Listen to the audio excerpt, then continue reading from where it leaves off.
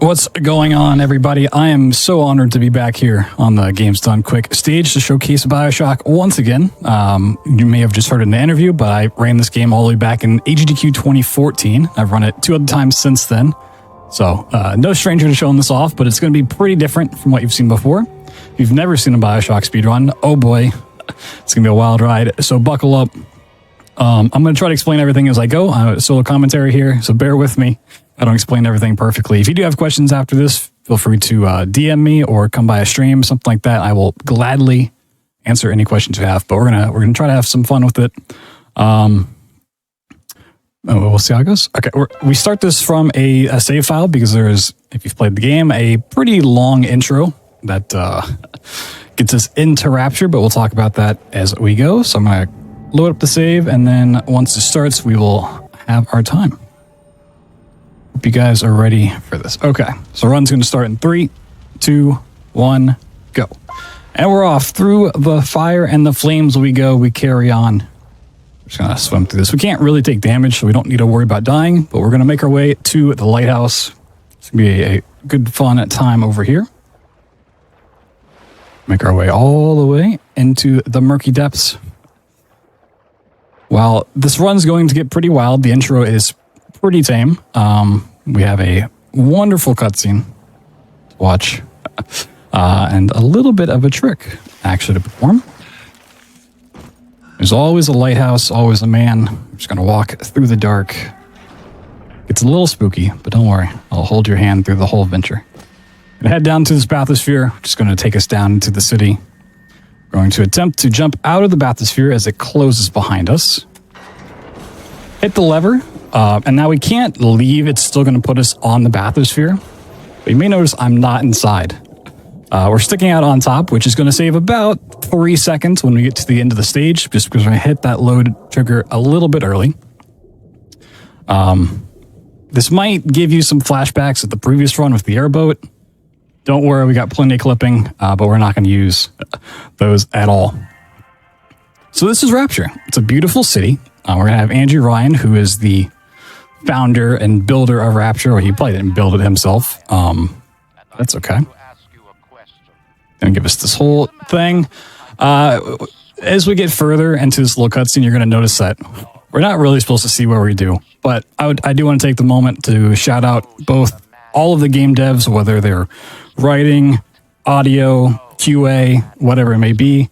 They make these wonderful games for us to play, which is awesome. You know, they don't find this stuff because there's no reason to. We spend hundreds of thousands of hours across the community looking for this stuff. So even though we break it, we do it out of love. And like I said, I've been running this since even before AGDQ 2014.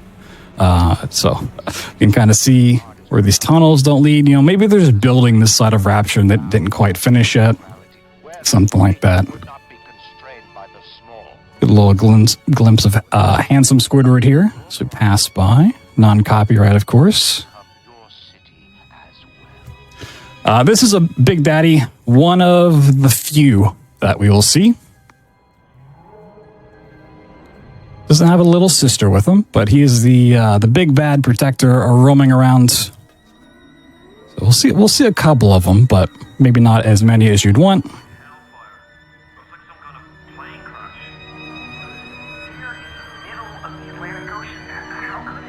So we're going into Rapture, which is a city under the water, owned by Andrew Ryan that has fallen to a state of disarray. Fontaine has tried to basically throw a coup and like take over the city, which is not a great thing at all. Hey, into Rapture we go. And this is where things start to get a little busted.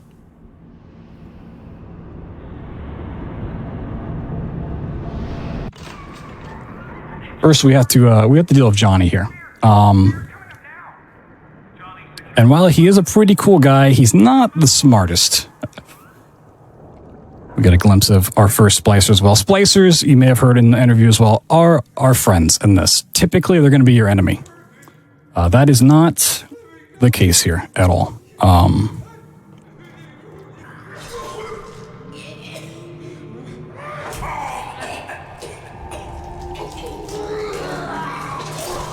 Johnny's going to go out in style.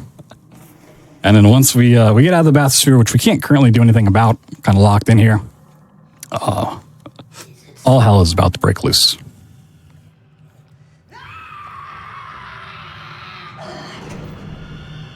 Splicer's going to try to get in, but we don't have to worry about her quite yet. Soon we will be greeted by a man named Atlas, who's going to be very kind to us and lead us through the city. Since we just got here, don't know what's going on. He's going to kind of give us our missions and tell us what to do. We're not really going to listen to him, but we will have him along for the ride. Would you kindly pick up that shortwave radio? I don't know how you survived that plane crash, but I've never been one to question Providence.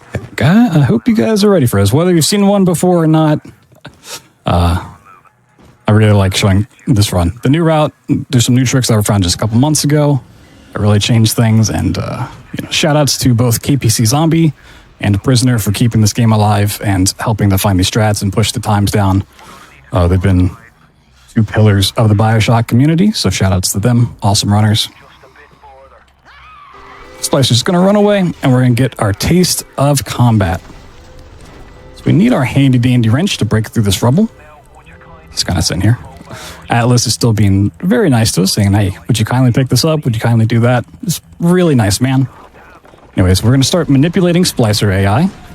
By jumping over that chair, we get this Splicer to be aggressive towards us very quickly. We're going to simply end that fight. And this is where things start to break. So while we save, we're going to hit use and escape at the same time. So we can bring up our menu, and now we've picked up Electrobolt. The game just doesn't know it yet. So we're going to save again, and we're going to load that save. So we've started this cutscene, now we've picked up Electrobolt, and you can see the game wants to pull me back to the Gatherer's Garden so we can actually start the cutscene. But because we did a save load, we have the ability to jump for whatever reason.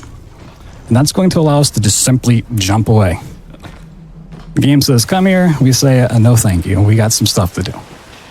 So throughout the entire Welcome to Rapture level, we're going to have to jump all the way through, dealing with enemies and the things that show up in our face. Hop through the water. We need to spawn on the Splicer so we can start learning about plasmids and how combat works. And the 1-2 punch, which is Electrobolt. Try that again. Hit him with the wrench. So sometimes I can actually use the game dragging me back to that cutscene to my advantage. Because we're running really far away, it's never really useful, but every now and then you can kind of just slide on the floor. When you get in here, hardest part of this level. Okay, not too bad. One toasted marshmallow there. So yeah, the only ways to remove this whole thing is to either beat the level, or we have to like die twice in a Vita chamber, and it's really awful and really slow. But this does get us around both the Little Sister, Big Daddy cutscene at the start, and a cutscene coming up here in just a little bit. So if you're wondering, like, is this really worth it? Yes. This is several minutes of time save. And it is so nice. A little awkward movement, but once you put in some time, it's not too bad. Anyways, we need to deal with another Splicer who's guarding a baby. We're going to pick up this handy-dandy baby. It happens to be a pistol. Kind of odd, but that's how things go in Rapture. Avoid stuff on the floor, and into the bathroom we go. So once we go in here, we're going to enter the theater cutscene, which is going to kind of soft lock us against this wall. But another save load will give us the ability to jump once again, load the right save. So now Atlas is like, oh, hey, we want you to watch this cutscene. Would you kindly put away your weapons? You don't want to scare off the NPCs. But we can just pull them back out. Because once again, we don't really play by their rules. Skip that cutscene. And now we have to fight some Splicers to end the stage. So 1-2 punch that one. We just give this guy a nice 2. Now we got some Splicers in the water, which we can zap. Would you kindly lower that weapon for a minute? Do you think that's a child down there? Okay. Jump over the railing. This is going to trigger the fight. Now we need to get over here fast so the Splicer doesn't run away. So not only is our character moving, also our camera kind of gets a little bit of drift as well, which makes it hard to get headshots, but hey. Playing all that Apex has certainly paid off there. We're going to have 2 more pop out, and then things are about to get really crazy. Oh, I missed that one. Okay. So at the end of the stage, there's one more cutscene, but there's a little bug that the game devs found and just left in, which is just shocking the door. It's quite shocking, but it is pretty useful. This is the only doors it's going to work on in the game, but we just zap the door and we're through. All right, Medical Pavilion is where things get real crazy. So I'm going to try my best to explain this, but we have some time later on. So if at first it doesn't make sense, I hope, and a little bit it will. So we're going to walk over here, and we need to push this cash register towards this wall. Can't really pick things up, so we just have to kind of move it around. Okay. Gonna hack this bot real quick, just so it's out of the way. And then we're gonna blow it up. So there's 2 splicers over here, and we only want one of them. So we're gonna look at the floor. She's yelling, she's angry. And drag her over this way. So something with the splicers is that when you're standing on top of them and they die, your hitbox kind of just goes away and gets tied into theirs. You basically like turn into a ghost and possess their body, which sounds very strange, but it is very, very handy. So we want to get the splicer into this corner. This is the hardest and newest trick in the route, so bear with me here. This might take a couple of attempts. Oh, very close. All right, clip through. That's really, really good. That's a trick I was the most scared about. We're going to pick up a diary message, pick up telekinesis, and then we need to do a death warp, which is intentionally taking self-damage so that we can die. This skips Incinerate. Incinerate is a pretty staple plasmid for both the game and the speedrun. We will never pick it up. You're not going to see it at all. Which is why we have the death warp out of here, because we don't have Incinerate to melt the ice. However, now we have telekinesis, which is the most broken plasmid in the series. So we're going to combine this broken plasmid with the trick that we just did and talked about, and hopefully it'll make more sense once we do this. We're going to bring the splicer down the stairs. We're going to get on top of her head once again, save, because these tricks are very volatile. They're not too bad to pull off, but they can just go wrong, like there. We didn't get in collision. We'll talk more about collision here in a second, but we can use telekinesis to pick up the body, throw it to the door, and just clip through the other side. So think of it as like we lose our hitbox, but the splicer's body remains intact. With telekinesis, we can pick that body up, and we are like glued to it. So if we move it around, if we throw it, we will go with it. And because we don't have a hitbox, if we throw it against a wall or a door or a ceiling or whatever we want, we just kind of clip on through. And we're going to use that pretty much on every level that we can. So let's go set up another one. Now, if you've played the game, your big question might be, well, you don't have Incinerate to melt the ice here. How are you going to deal with that? And you'll see. We need this splicer to walk right here. It's really important to note you cannot drop on top of the splicer's head or jump onto it. You have to walk from a flat, like equivalent surface. So these setups are pretty particular. We're going to zap him to kind of keep him in place. We're going to use his own hat to take him out. You're going to see me save a lot because if you hit any bit of collision, so their hat, their weapon, just a random pipe in the ceiling, you will get knocked out of this state. And we really want to be in this state. Oh, am I on this body? Oh, I am. Okay. Kind of 2 different bodies here. This is going to look like kind of the opposite of what I said before about hitting any bit of collision is going to knock us out. These fence gates don't really work the same as other ones. So we're just going to drag this through. They're a little tricky. This is the hardest thing besides the first medical skip that we did. And we are going to take this body for an adventure.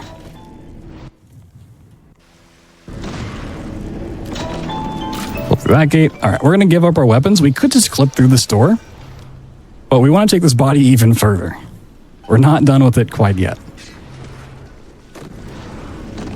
You can see I like keep dropping the body so I can do like very small adjustments and not go up too high in the ceiling. Now, back to the whole incinerate debacle. We don't have incinerate, so we can't melt the ice here. So we're just going to use this body in a different way. We're going to use this barrel to set the body on fire, flip through this gate, get our weapons back, because we did give those up just a moment ago, and then throw this at the ice. But we need to be really, really quick because the body will go out. It will extinguish. So we need to make sure we hit this block of ice as well, and we did it sweet. Those are the harder parts of the run, so I'm really glad those went pretty well. Smuggler's Hideout is a little bit of a break, thankfully, both in terms of the tricks that we have to do and the stuff that I have to explain. It's pretty much the walk to the end. So we have a quick donation. We can get that in. Absolutely. I've got $20 from Thorcat, and it just says, "Go, Master BloodThunder." Yeah, for those not aware, that is Thor is my cat. He's very adorable. Posts a lot of his pictures on Twitter, and that's probably coming from my mom and dad. So, shout outs to them. All right, coming up here, we need to do a little bit more aim training. We're going to pop a lock, hopefully, and then go back to Electrobolt cutscene. We did not get that. That's fine. So when we did the Electrobolt cutscene skip, we saved and we hit use. Here we're going to hold back. This is known as input buffering. Basically, whenever we're saving the game, we can hit keys, do actions, and then once it's done doing the save, it will apply those actions. We just basically hit the lever and then hold back so we get out of the door before it closes, or get out of the room before the door closes. You guys just kind of hanging out down there. And now we're going to talk about audio. So the game has two types of dialogue. It has radio messages, which is what you're hearing now. The game thinks those are important, like your big quest lines and big bits of dialogue. Then it has diary messages, which are the ones you can pick up along the way. The game considers those optional. If you're trying to leave a level because you just ran through it really fast and have a bunch of radio messages queued up, the game won't let you leave. Like, you need to listen to this, pay attention, and then we'll let you leave. Diary messages don't work the same way. So if you see me open the menu, you're just playing a diary message to skip past some of the audio. Anyways, we're going to do what's known as a fling. This is kind of an old school trick that, with the splicer stuff, was taken out. This is simply using telekinesis at a high frame rate on top of an object to gain a lot of height. The higher your frame rate, the more likely you are to get a boost, and the higher a boost you can get. So with more modern PCs, because this game is pretty old, sometimes you have to go back in and actually cap the frame rate.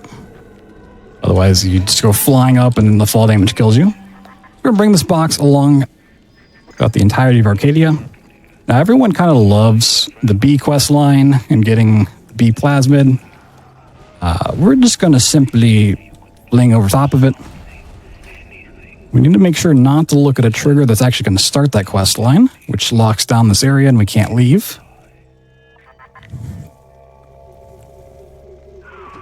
So jump over it and on to Fort Frolic.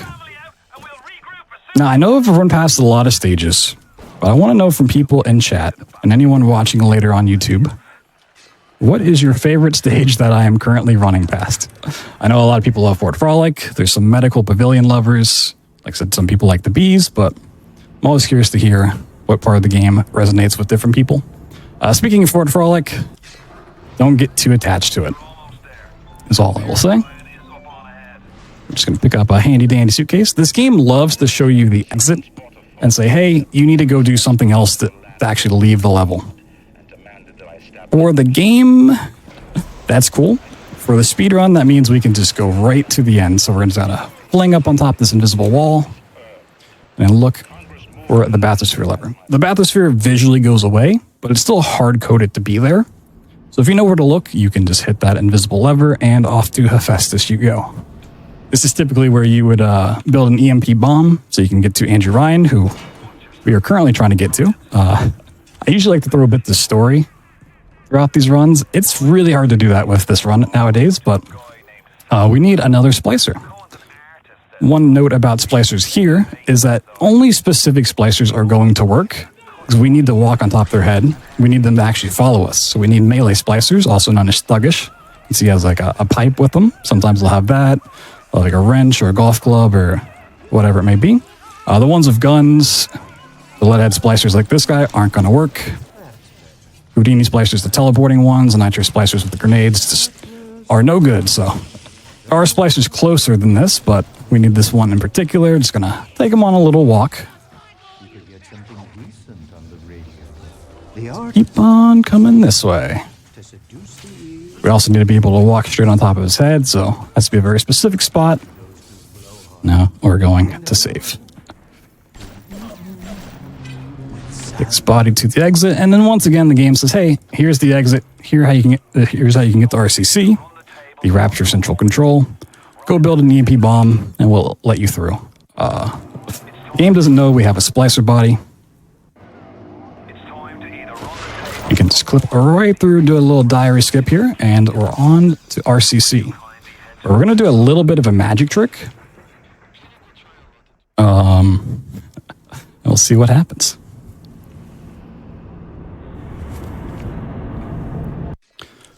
So we're actually going to do the exact opposite of what I talked about before. We're going to play a radio message and then start the transition back to Hephaestus, the level we just came from, which seems really counterintuitive. It's like, why would you want to go backwards? That's not the way forward, but it's a little bit of a magic trick. So currently in the back of your mind, think about, we're trying to go back to the level that we were just at. However, we're going to get some stuff done in this stage real quick. Now we need to get past this door, so we're going to keep radio messages playing, but we're also going to skip past some other dialogue. And before we walk into this cutscene, the big pivotal plot twist of the game, we're going to play a diary message. This is going to tell the game, hey, we're ready to go back to Hephaestus, and then walk into the cutscene. So we started the whole thing with Andrew Ryan and his great speech, and now we're going back to Hephaestus, and we're going to go right back to RCC, because we don't want to be here. Olympus Heights is on the other side. But this is very important to do. There are two halves to the Andrew Ryan cutscene, the one that we just skipped, and the second part, which is going to like take away our movement and stuff like that. We're doing this so that we can actually save and load during that second part. This isn't really too much faster than just watching the first half. But by leaving and coming back in, we can do that save load, which we demonstrated in Medical Pavilion, the game doesn't really like. And then we get to the big twist that everyone loves. So I can't really talk too much about the sword, but we do get to see a bit of it here. Everyone's favorite part. We need to fling over this gate that closed behind us when we activated the cutscene. This one's a little bit tricky. It's actually possible to hit your head on the ceiling and not get over, just like that. It's where the high frame rate kind of becomes a problem.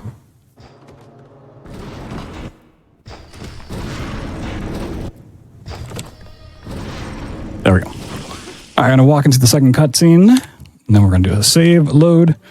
Now, this is like a really cool moment. Like, this is a moment you don't really want to miss, especially if you're playing casually. It's like you just want to experience it for the first time for sure. So we're going to plug this in, and it turns out that Atlas was actually just like this really cool guy. Oh, a commercial break. No. Why does Twitch always put these at the best part? All right, I need everyone in chat to subscribe right now so we can get past this ad. Oh, you guys did, thank God. Whew. Using those Amazon Primes, I see. Okay. Let's get some more dialogue. And we're past. He's going to continue to go through his whole like speech. It's really fun to watch, but we don't actually have time for that. I try to get GDQ to let me watch that, but they said, hey, no. I'm sorry, it's too slow. So on to Olympus Heights. This is the back third of the game that a lot of people kind of forget about. Like that big pivotal plot twist that we just saw, like everybody remembers, right? Like everyone kind of stops the story there and they're like, oh yeah, the back third, it's whatever. So these are the little sisters that we have totally met at this point in the game, for sure. Whole lot of stuff going on here that we are just going to, once again, open up the inventory and just skip past.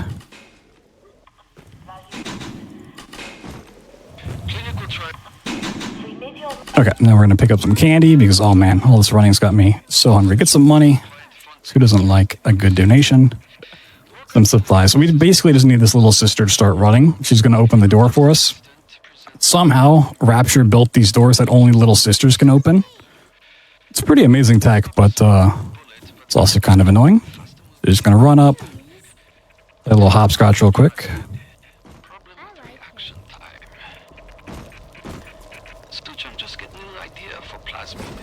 Who's he? He's here to help us. So the little sister says that we're here to help them. It's not really the case, but sure. It's kind of like a secondary objective that we got going on. Anyways, Olympus Heights and Apollo Square are two levels that task you with finding Lot 192. So it turns out that Atlas is actually Frank Fontaine, the one that was trying to overthrow Andrew Ryan this entire time. And he has a mind control lock on us. Then we need 2 doses of Lot 192 to break. Once again, we don't really obey his command, so we don't really need to worry about that. He's just kind of currently telling us how bad of a person he is. We're just going to make our way to Apollo, because you can traverse freely through them. There's 1 dose of Lot 192 here, and 1 dose in Apollo. We won't be seeing either one. We're going to do some diary skips to get past that. And now this is probably the most visually confusing trick to keep up with. I'm going to talk about it a little bit beforehand, but we're about to not only use a splicer body to do our fun clips, but we're going to take it outside the map. And what that means is that there are areas outside the map called no player zones.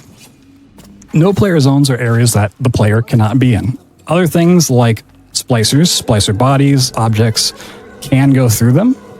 So it's going to look like I throw the body and it just goes away. However, I'm still attached to it. So I'm still not like ghost form. We need to get on the splicer. Thank you.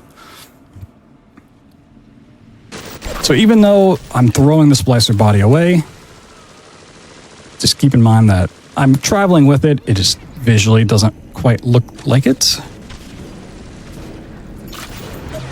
Okay, lost the body there. It's also a very particular trick. You need to throw it over here, through a no player zone, pick it back up, throw it through another no player zone, pick it back up, throw it through a third no player zone down to the bottom of the level, where I can just simply walk off to the side, and hey, here's the bathysphere that we've been looking for. Gotta walk through the back. Now I actually do need to be setting up for another death warp here, so I'm going to take a little bit of damage, and then activate the bathysphere to Point Prometheus. This is because we want to do a death warp at the very beginning of Point Prometheus to get outside the bathysphere as it's rising up. This is where Fontaine kind of shows up and says, hey, I'm the new big bad of the game. Come fight me if you dare. Look at all these powers that I have. But it turns out he doesn't really have telekinesis, which would probably help him out. So here he is kind of flexing. We're just going to set this up so we can do a fling. We want to get up on top of another invisible wall. This one's a little tricky. It's a round object that likes to roll around. Might need to move it. Okay. Oh. All right. There we go. You have to be a little careful with items when they're moving. If you save when an object's in motion, it will just lose all collision forever and won't come back. Which is really, really annoying, especially when you see one of the tricks later on. But we're going to get around some triggers. Look at this guy. He's going to run away. This level is just filled with a lot of triggers that are supposed to kind of lock you in place and make you sit through Fontaine's nonsense. This is known as Last Chance Kid. So if you mess it up, he just gives you a whole bunch of last chances. He's such a nice guy. And then he's just going to T-pose. We don't actually do the quest line here like we don't for any other area, but the game assumes that we have. So it gives us the Big Daddy suit, and you're going to see it kind of fall into place here. This is actually really, really nice because it's going to help with the splicer stuff that we're going to do in this level. This is the infamous escort mission of the game, and we will mess with the little sister here in a little bit, but not off the start. So we're going to spawn on a splicer. Take out his companion. So being the big daddy makes splicers non-aggressive towards you until you attack them. So they're like, oh, big daddy, I don't want to mess with this. All right. Sometimes splicers will just run away from you as well. I don't really know why, but they usually come back. Okay. This one's a little problematic if they're on stairs. These are kind of volatile tricks. Is he running away again? Come back here. Yeah, we can use either side, which needs him to kind of stand in place. Remove his hat so we don't hit that on the way down.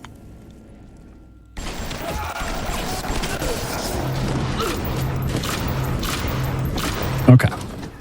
You might be thinking like, why don't you just use the little sister to open the door? It's going to be a lot quicker because what's to come? So we're going to clip through that door. Do a hard save because we're going to use this ashtray as our setup for another splicer. So this is where losing collision could be very problematic. This is not a thuggish splicer, which is the melee ones I was talking about earlier, which is why it's really nice that they're not aggressive. Because if the splicer was aggressive towards us, she would just run away constantly. Anyways, we need this ashtray stacked up on this couch. And when she walks close enough, and her just general pathing, I'm going to try to jump on this and then walk over to her head. A little bit too early. All right, remove the mask. And we're going to take this splicer for a little bit of a ride. We can't just take the splicer to the end of the level. We actually need a atom harvesting tool that the little sisters give to us. We actually need a little sister to beat the level, but we can get a little bit further by just taking this body down here. This entire level is built upon checkpoints, especially for the little sister. So you're supposed to get one at the beginning and then lead her through 3 different body fights. So there's a body on the floor that she needs to harvest, and then the splicers pop up and try to fight you. And once you've killed off 5 or 6 of them, then she moves on. And as she goes along, she has a health bar, which if she does happen to die or get scared, if you want to say, you can respawn her at these air vents. So you can see this one's red currently. That means she hasn't hit the trigger that would make this a checkpoint. And if she runs past it, become active. For whatever reason, that air vent back there lets you pull out a little sister when you shouldn't be able to. So we get to skip 2 of the 3 bodies here, which is really, really nice because this level is a pain. We're going to take out some splicers. Now, the little sister will care if you're in combat, and she will run to you instead of through her checkpoints, as long as the fight lasts more than like 2 seconds. So if you can kill a splicer really quickly, she doesn't care. She's just going to keep running through these checkpoints. Now, this splicer always has 6 proxy mines on them, which is really, really handy for the fight coming up. Just going to kind of do a little prep work, so we don't want her to just show up, harvest the body, and she's good to go. And put a proxy mine on this wall and a proxy mine on this sofa. It's because there's 2 different pathways the splicers can spawn from once this fight starts. So we're going to skip this dialogue just to start it early. We're going to kind of look in the middle so we can just replace these when need be. They don't always play by the rules. Yeah, sometimes they sneak around, but for the most part, it's down the path we just came from or the path we're going. Replace that. This body also has another 6 proxy mines on it, which we're going to use for later. We're going to save these. We should have 1 or more splicer. You should be good to go. Just going to start running. Now there's really 2 more checkpoints that she has to hit that we care about. So there's one up here right at the end, and then there's one on the other side of this wall. Once she hits the checkpoint on the other side of this wall, she will just run to the end of the map and not care about fighting, not care about us. She's just going to go to the last air vent. So we're going to let her hit that checkpoint real quick. We're about to fight the Kool-Aid Man, and this fight does take a little bit longer than a couple seconds. So she should be good. He's going to bust out. Oh, yeah. Yeah, she's just going to keep running. I didn't reload that. Okay.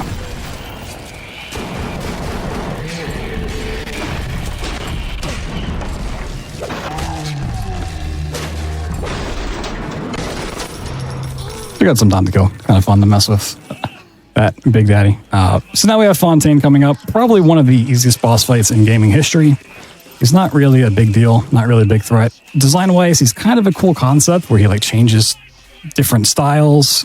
You're supposed to use different types of plasmids and ammos to counteract him.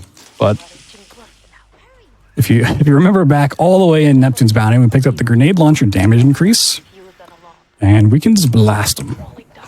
Grenades turn out to be like the best plasmid inadvertently. So this is the final bit. Once again, a shout out to the devs for making this game. I really hope Cloud Chamber making BioShock 4 or whatever they call it make more boss fights, because sadly there's not really boss fights in 2 or Infinite. So if they're watching this, please put in some really cool boss fights. I think that would really help out with the series. But now it's time for a 1v1 showdown with Fontaine. He's got 3 waves. We got some proxy mines. That's what happens.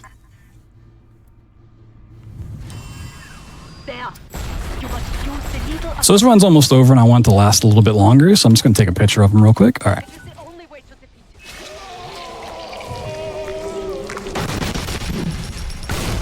So 3 proxy mines on the floor is enough to instantly end a wave. Unfortunately, we can only carry 6 proxy mines, so this takes care of phases 1 and 2.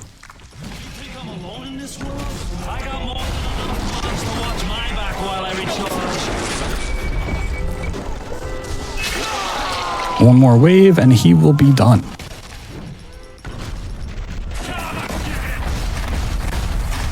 Just blast him down, and that is time. The biggest question at the end of the run that you might have, and I think I saw it in chat a little bit ago, is what ending do you get? Do you save or harvest the Little Sisters? Good, bad ending, neutral ending, whatever it is. We didn't interact with any Little Sisters.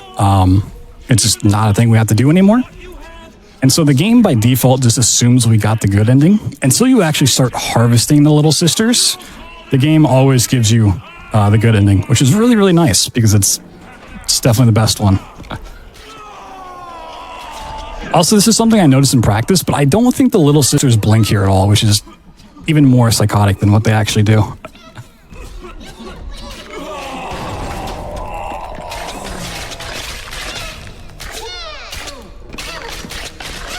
So if you like this run at all and you were interested in learning it, I am in the process of making a tutorial, which you can hopefully find here soon on my YouTube, just youtube.com/BloodThunder.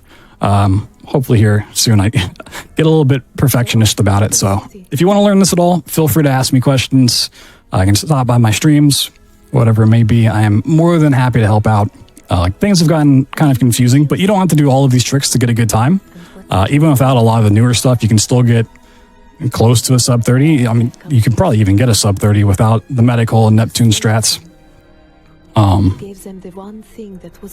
thanks GDQ for having me once again. It's always a blast to show this off. I want to say, and someone can fact check me on this, I think I'm the first person to get to showcase the same game in the same category 4 times, which is pretty incredible. Maybe there'll be a 5th. Keep raising money. It's a great cause. Always happy to help out. But I think I know. A family. And yeah, the whole speedrun community is like a family, so. Happy AGDQ.